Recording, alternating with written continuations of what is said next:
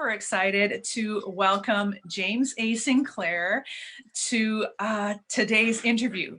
So we've been wanting to kind of get together for a while on this interview, and the way, you know, God works, the timing is perfect now. And so whatever word you're going to hear, whether it's God, source, light, universe, love, we are saying the same thing. So whatever resonates with you, it's perfect. But James is a world leading personal development educator, and he's helping people embody human potential to an entirely new level of consciousness.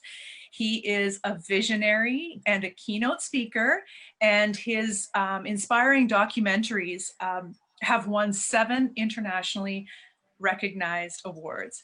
But most of all, he's my friend and a longtime friend, and I'm so excited that you're here today, James. Welcome. Thanks, Karen. Me too. Great to be here. So we have, the first time ever, we want a show because, so the movie, The Grand Self, and if you've been following me and you're on my Facebook page, you know that the movie has been released on the 28th, and you might get a sneak peek of yours truly. But this movie is about, it's been a passion project for James, and it's been, it's his journey. And it's been an amazing journey. So we're going to talk, excuse me, a little bit about that today. But first, we get to actually show a little clip. So you want to do that first, James? Sure. Yeah, okay, let's go. I'm just going to share my screen here. So bear with me.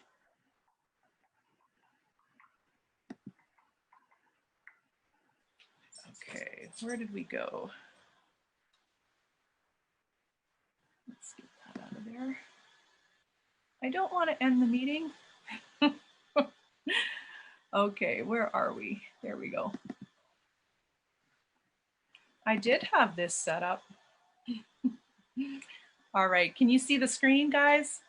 All right, you're seeing everything. At the age of 15, I secretly hated myself and feared I wasn't good enough, especially for my girlfriend.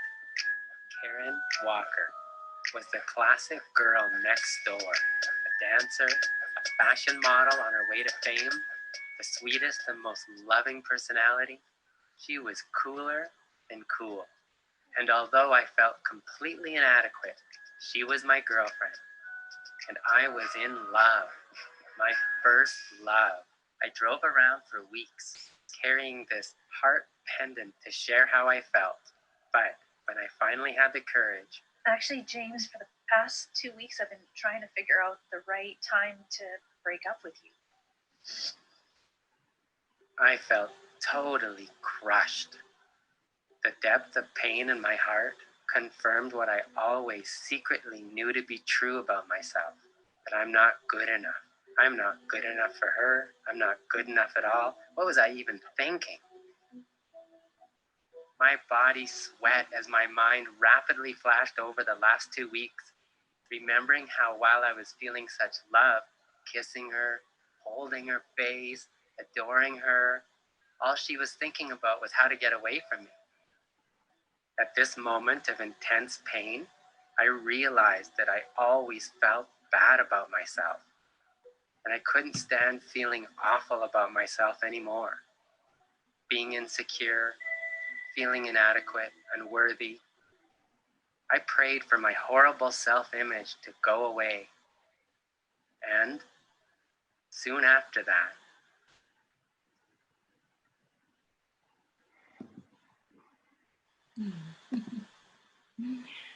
Wow. You know, that's really interesting because I felt bad for a lot of years, really up until we reconnected just a few years back. I felt really bad about this moment my entire life. And you told me something, James, when we reconnected. You told me something that you used to say in relation? I'm gonna let you say it. When you start a new relationship. Yeah. Well, first of all, Karen, can I just add to that story a little bit? Yeah, please. So Karen and I were together for about 6 weeks, about a month and a half, I think our relationship was. And for the last 2 weeks of it, you know, I had gone to the Stampede and got this special pendant engraved. And Karen and I were hanging out for the last 2 weeks of our relationship. And I was waiting for the perfect time to tell her that I loved her. And that's what the pendant said, I love you. And so I just couldn't wait. And it was never the right time, and we hung out several times. And then finally, on the day where I had enough courage and it felt like the right time, that's the day that she broke up with me. And so, and of course, you know, as is depicted in the movie, all of these feelings came up, you know, of how I was secretly feeling about myself anyways, and scared that you would one day find out. And so anyways, synchronistically, years later, and a few years ago from now, I guess before now, Karen and I synchronistically meet up and we go out for dinner. And I shared with her, I said, you know, and I was like joke in a jokey mood, but it was very true what I said. I said, you know, thanks to you, it's like I've actually told every girl that I've dated, every relationship that I've been in, you know, by the way, if you ever in our relationship come to a time where you don't want to be with me anymore, can you please tell me right away? Because this one girl, Karen Walker, you know, years ago, my first love, didn't do that. And it really, really hurt. And it was just like the worst thing. And so anyways, but and then I think that statement, which, you know, for me, there was no more energy around it anymore. And it was all cool. But I think that triggered you a little bit that night, right? Yeah, absolutely. I just remember, you know, hearing it and just hanging my head down. I had still felt so bad. And you just said something that was just like, that's exactly how I felt. I felt like I wasn't good enough.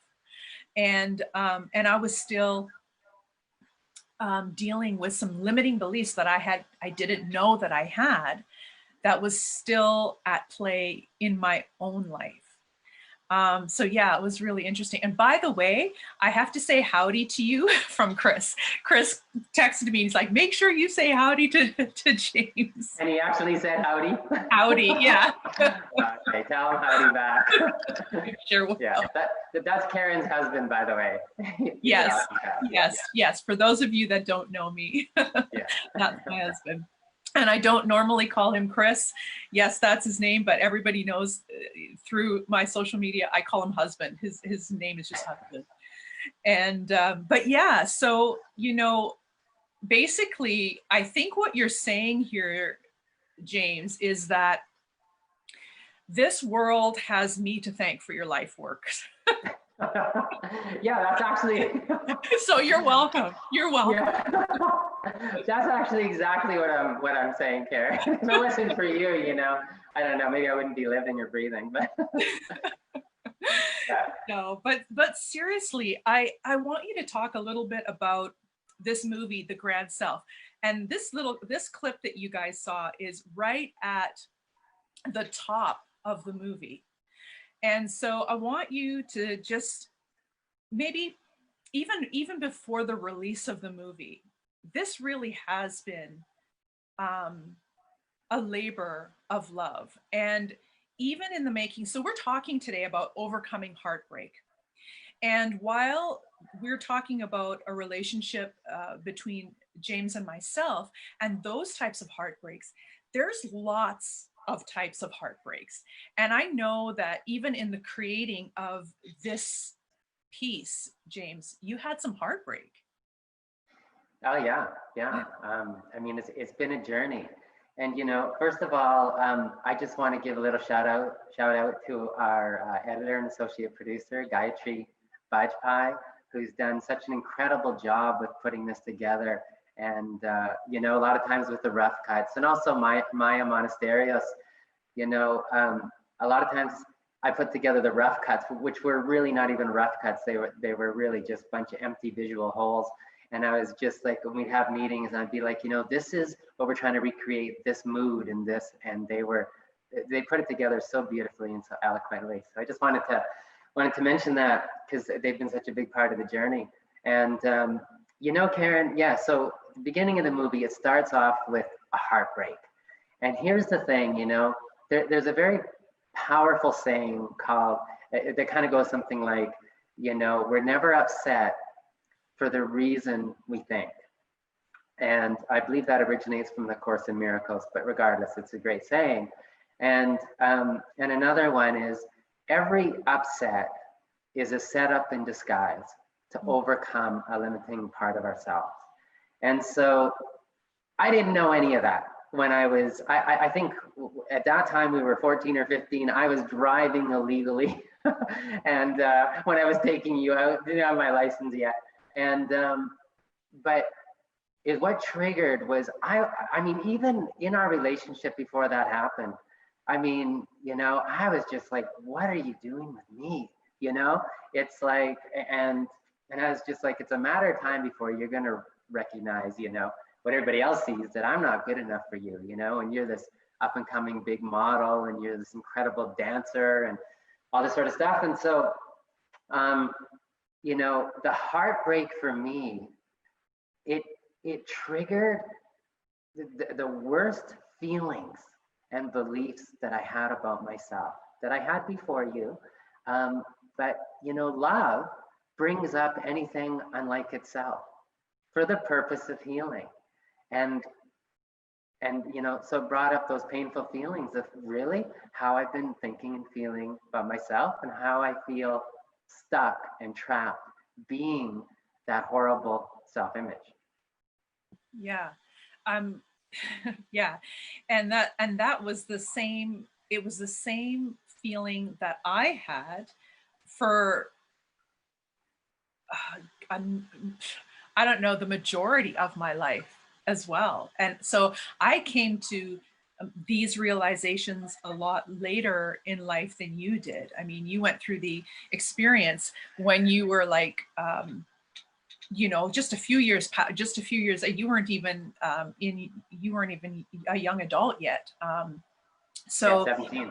Yeah, so you went through that quite early. And so I want you to talk a little bit about your experience and how you learned about, and I've heard you call it your mistaken identity. Yeah. Yeah. So, you know, how the movie progresses is how the story progressed, you know? And so, and I just want to say, you know, again, you saw the clip where you see Karen on this motorcycle, which actually ended up becoming a very famous picture. And it's so funny because, and you know, and the narrative, and that's why it's like, and she was cooler than cool. And so I just want to say, I went through this experience, which I'll come back to at 17. And as the movie progresses, I felt like I lost that experience and I was right back where I was, feeling like that 15-year-old self. And I'll share more on that in a second. But around that time where I felt lost and disconnected again and just not good enough, like all those feelings came back, you know, I went out clubbing with my friends. And one of the most popular clubs in Calgary at the time was a club called The Bank. And so I go there and, you know, I'm going through these horrible feelings.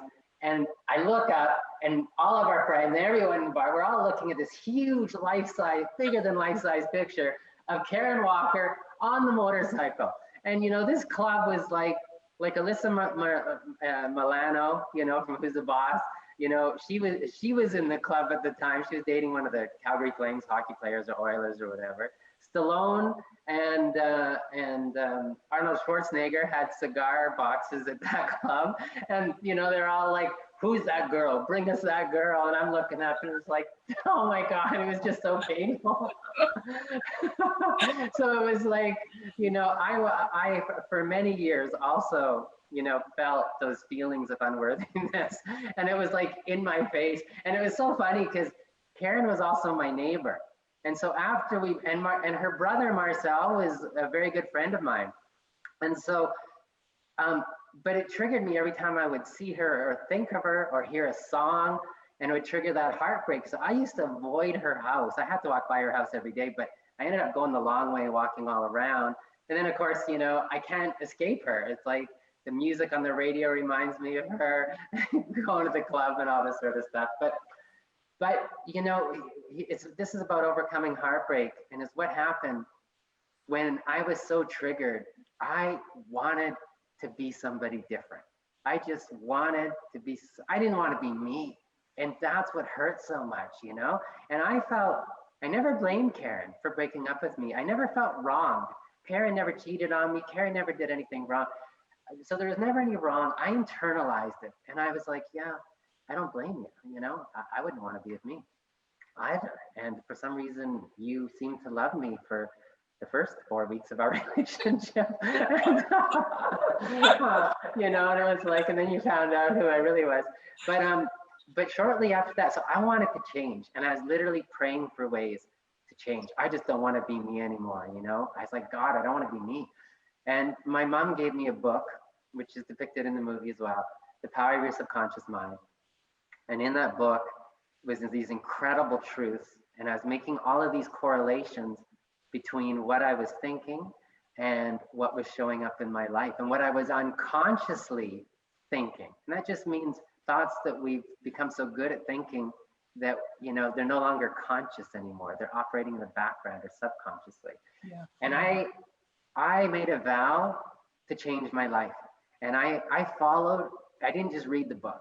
I applied the knowledge. I followed all the directions in the book, and at every cost. And I started imagining a new version of me.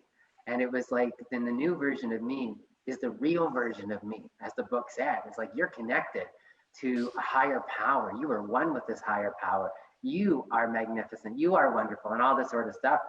And so I started changing, and I changed. I mean, everything in my life changed to reflect this new version of me.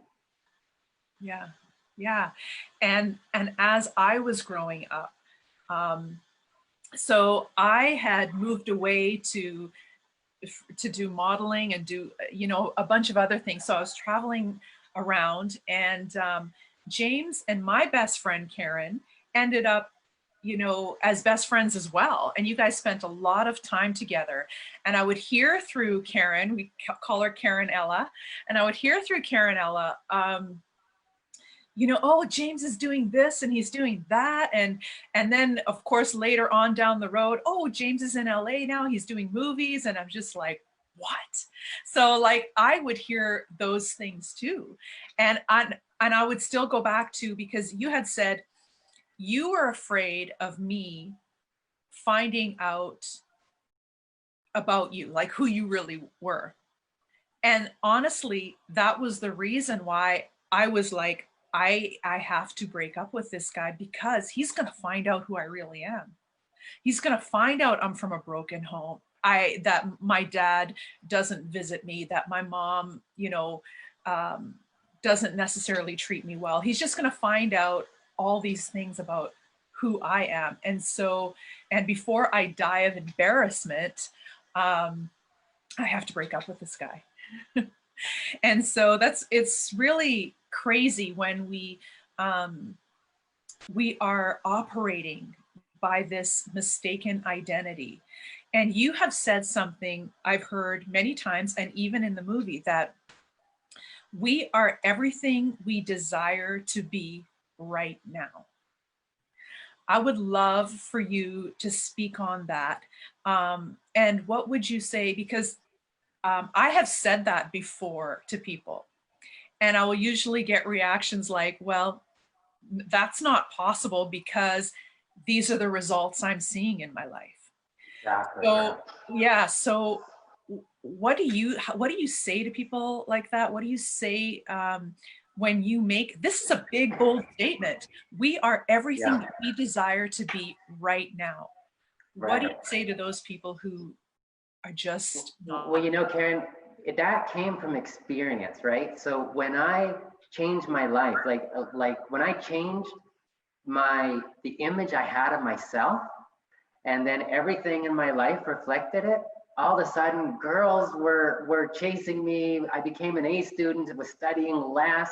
I attracted the most amazing friends. You know, I got to drive my dream car for a good part of my senior year, all this sort of stuff. But as I continued to raise my vibration, something greater happened, right? And this is exactly how the movie unfolds. This is how the journey unfolds. And it's what the greatest thing that happened is I became aware of this higher version of me that was always there. And I could sense that it was always loving me, it was always supporting me. But in my darkness, right, the negative feelings, the negative beliefs about myself, my negative self-image in the past, because I could sense it was there my whole life, but I had no knowledge of it. If anybody would have said, hey, there's a presence within and all around you that you're connected to, that's adoring you and always calling you to a more prolific expression of who you really are, I would have just laughed. It's like, show me where, you know? And so that's what happened, is I became aware of what was already always there.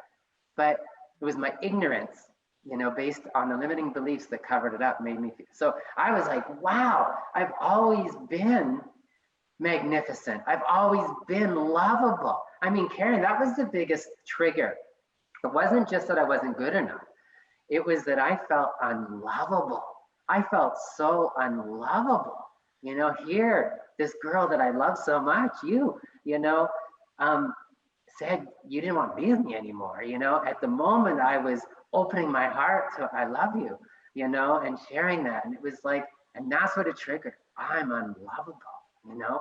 And so it's just like underneath these patterns exists who we really are, you know? And the more we are willing to let go of the patterns, the limitations, the more we're going to allow it to shine through, you know? And it can shine through infinitely.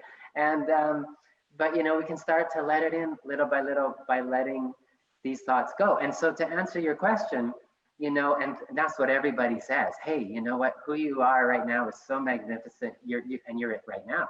And it's like, so this is the nature of the mind. The nature of the mind is to prove your beliefs true. So it will reflect what you believe to be true about yourself in every person, every place, everything, every time and event, every circumstance and every condition in your life, including our bodies. We're wearing our deepest beliefs every day, every single day. Our bodies look like our beliefs, and that's just the truth of it. If we're feeling aligned and connected to our source, we look different. We take on a glow. We're feeling like self-hatred and self-condemnation. We diminish that glow. And so the answer to that is, you know, everyone has so much proof right now. You start to say to someone who doesn't believe they're good enough, they're connected to this great source. Karen, that's ridiculous. Look, I can show you my bank account. I can show you my husband that hits me. I can show you this. I can show you that. I failed my whole life. And it's like, yeah, but what if those are, what if that's just a reflection of your conditioning? And it is. And that conditioning has created what we call the mistaken identity, a small false self that we live by, that most people live our lives by, you know? And this is where, you know, this keeps coming up in interviews and I never actually try to go there, but this is what I believe Jesus was trying to say 2,000 years ago, you know? And the great mystics and the monks and the Buddha and everything is, you are not your negative beliefs about yourself. You are not this small, powerless self that you're feeling, that you're living by, and your life is unfolding by, you know? You are something so much greater. And, you know, let's shake you out of that negative self-image. Yeah, that's so good. I'm sitting here getting goosies. It's so powerful. Yeah.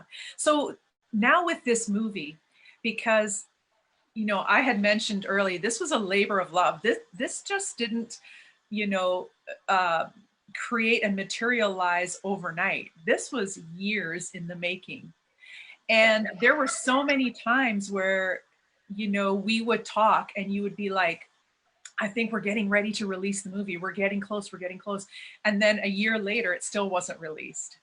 And so, but now like 2020, the movie's released. Like, you know, like there's no mistakes. There's no mistakes.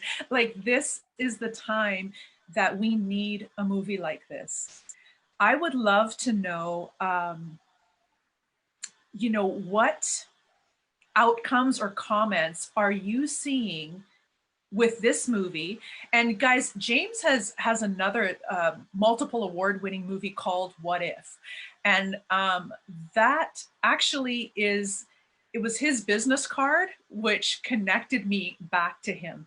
And I don't, we don't have time to go into that story, but it's crazy how we synchronistically met up and how through the years we just kept missing each other. We just kept missing each other. And this time it was intentional, and then we ended up reconnecting.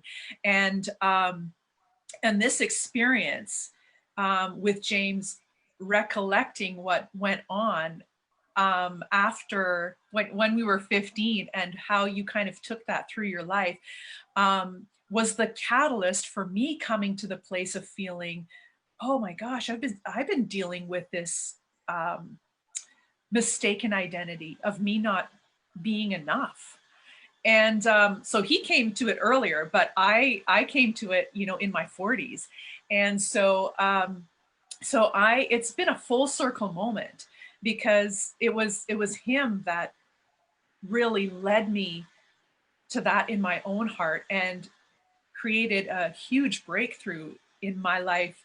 And so I will be forever thankful to you for that, and just helping me to understand about different belief systems. And oh my gosh, I have so much to be thankful to you for, and I'm so glad that we met that day. But the What If movie is another amazing, amazing movie. So I'd love to know the comments and outcomes, things that you're seeing and reading from people who are watching The Grand Self, and how that differs from What If it does.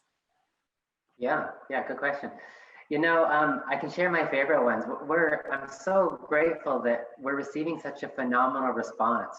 And you know, in the Grand Self movie, we talk about medically documented cases of regular, ordinary Russian housewives regrowing their organs when they change their beliefs about themselves.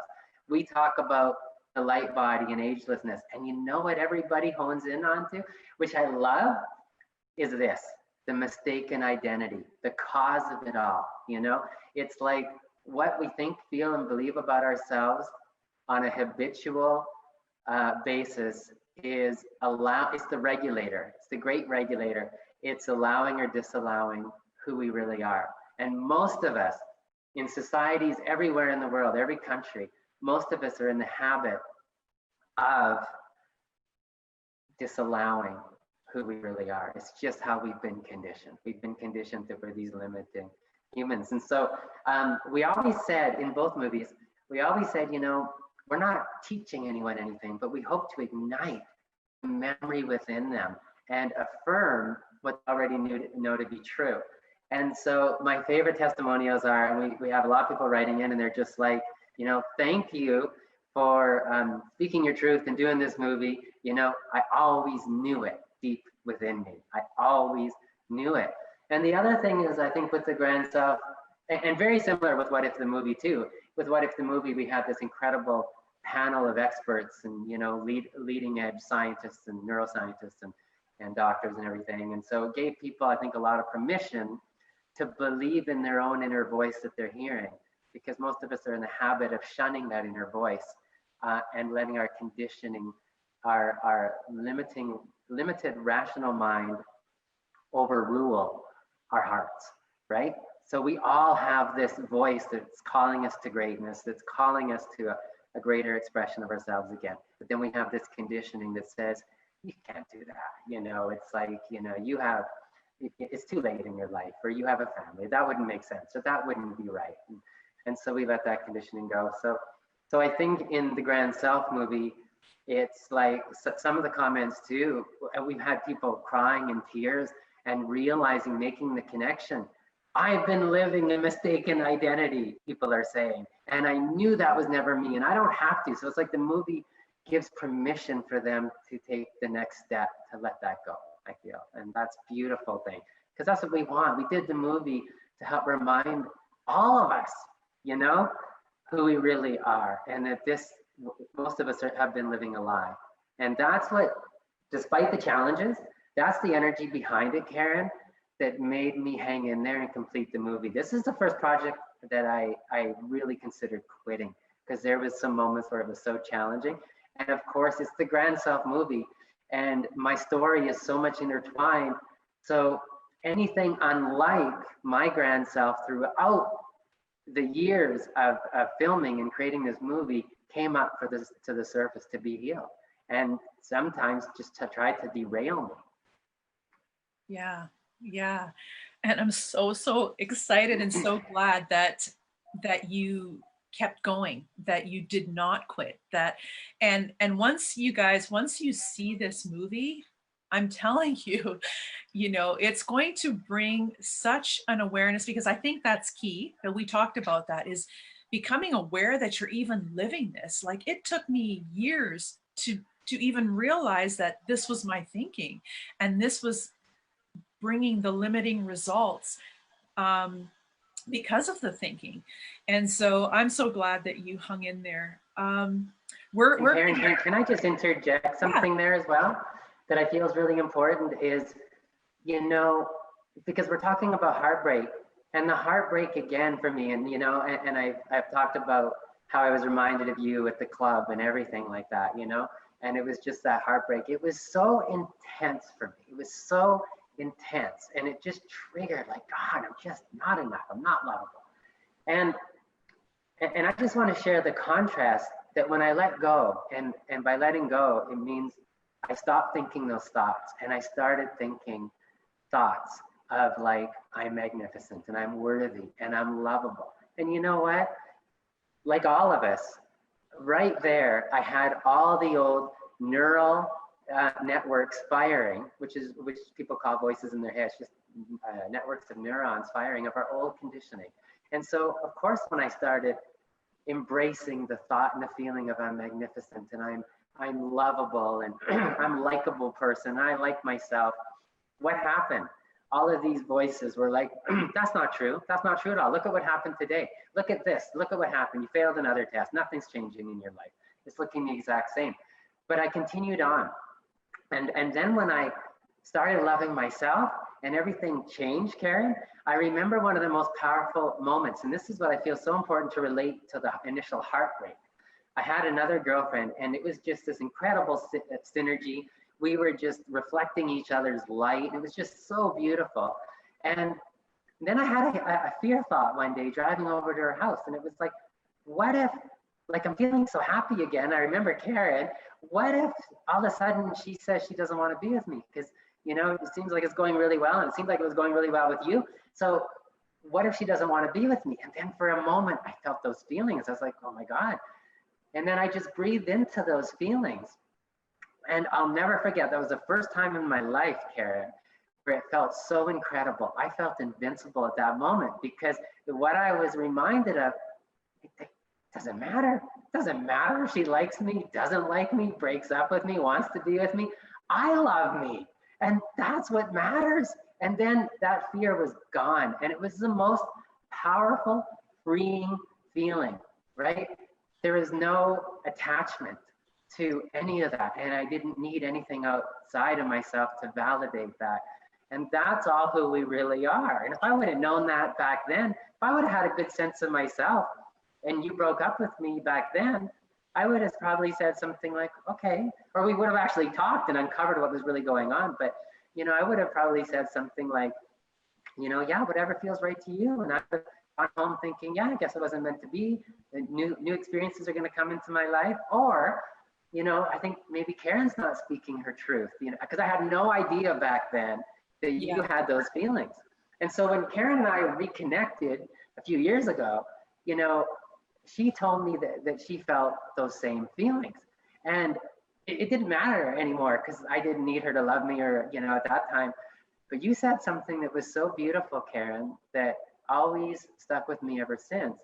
And I said, you know, I felt like I wasn't connected to my source. I didn't feel I was lovable back then. And it's just like, but I overcame that in my life. And, and then you said, I still thought, I feel you're the same person then as you are now. And I was like, wow, underneath my pattern, you still saw that light in me, even though I didn't see that light in me. And because of my pattern, all I felt was rejection. And then you confessed that there was a lot more going on, and I was like, wow, I had no idea. My pattern was just like, I'm not lovable. She found out, Right. That's amazing. Yeah. Because the same with you is you've always seen my light. And it was like, I was, you had even said to me the other day when we were talking, you had said, I've never felt like you did me any wrong. I've never felt anything other than this love for you. And even in that moment, like because this was a few days ago, so I believe that. But if you had said this to me 10 years ago, 15 years ago, I wouldn't have believed it, because of the way you hit the nail on the head when it's about the way you feel about you. So often we look at other people to give us what it is that we need, right? Or what we think we need, right? I need you to love me. And then we'll even put conditions on how you should love me. I want you to love me like I want to be loved, right? It's just like, wow, when I realized that, I need to become the person that I want to date. I need to become the person that I want to marry. I need to become the person that I want to hire. Whatever the thing that you're looking for, you better make sure that you are that first. That it's the love that it's exactly what you were saying, James. Just when you realized that you loved you, you don't need anybody else to fulfill that part of you. It's beautiful. Yeah. It's the most freeing, true, authentic feeling I think we can feel. And it's who we all are. I mean, I was convinced that I was unlovable and not deserving and not good enough. And that was my reality. And again, to kind of elaborate on the question you asked earlier, it's like, well, we understand what it's like. It's like somebody would came to me and said, hey, you're magnificent. There's just no way. I would have rattled off all the proof too in my reality, in my mind, how I feel about myself. And I would have even included you. I would have said, look, this beautiful, amazing, and Karen, was and is one of the most sweetest, open-hearted people you can ever imagine. And so it was like, man, I would have included you in that, right? It's like, yeah, she didn't want to be with me, and she's the most loving, person you can imagine. And yeah, and this is how most of us live, and most of us go through our entire lives, without shifting that, without even the awareness that, no, who you really are, those moments of inspiration, listen to that more than anything. And it takes practice. Yeah. And really what we're saying, is when you realize who you really are, you'll overcome any heartbreak. Yeah. So before we close, I have one last question and one last, thing, what you want to leave us with. But I love asking this question. Is there any questions that you wish, because you've done a bunch of interviews, even before this movie, but you've done a bunch with this movie. Is there any question that you can think of that you wish somebody would ask you about the movie or about your journey? Well, and that's such a good question. And I was about to say an answer, but then you said about this movie or my journey, because I was going to say, I really wish people would ask me, how can we see Karen dancing to Michael Jackson on a live event? I really, truly wish people would ask me that and get you to do that. But you said about me and my journey, you know? I don't know. I think the Michael Jackson thing might be a little more fun. We might make that happen. Yeah. You know, I think I'm really open to whatever people want to ask and meeting people there. One question that I think some people ask that they want clarification around, there's a part in the movie where I'm in the Himalayas, or as we say in the West, the Himalayas, the huge mountains in India. And in that energy and that vibration, there's just a high vibration. There's a lot of love. It's just really incredible. And oftentimes, again, love can bring up anything unlike itself.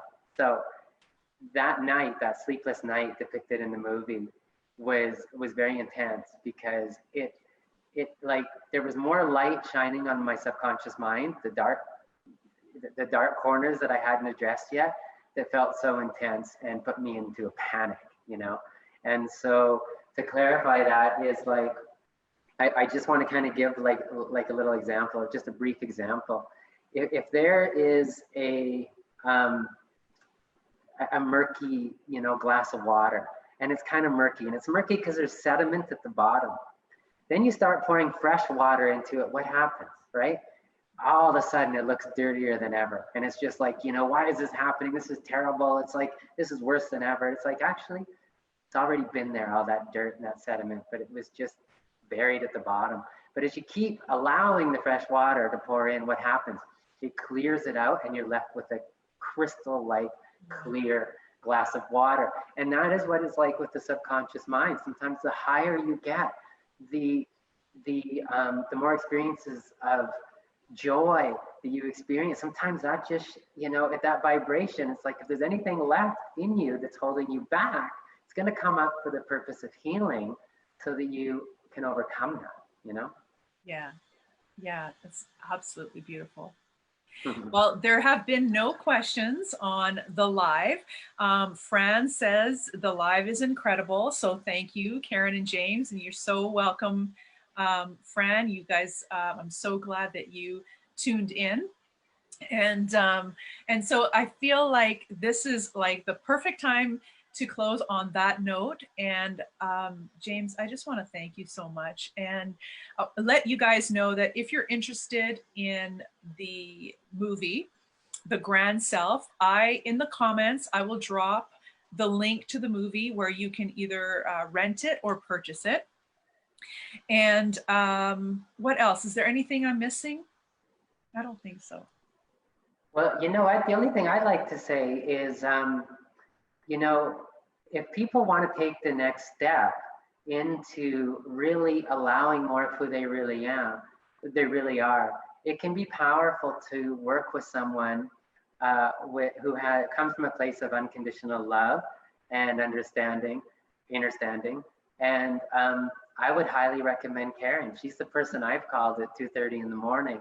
And whenever I work with someone to do any kind of deep work who's supporting me, I want to work with someone where I feel safe and comfortable enough to be vulnerable. Otherwise, if you don't have those ingredients, you're not going to really go that deep.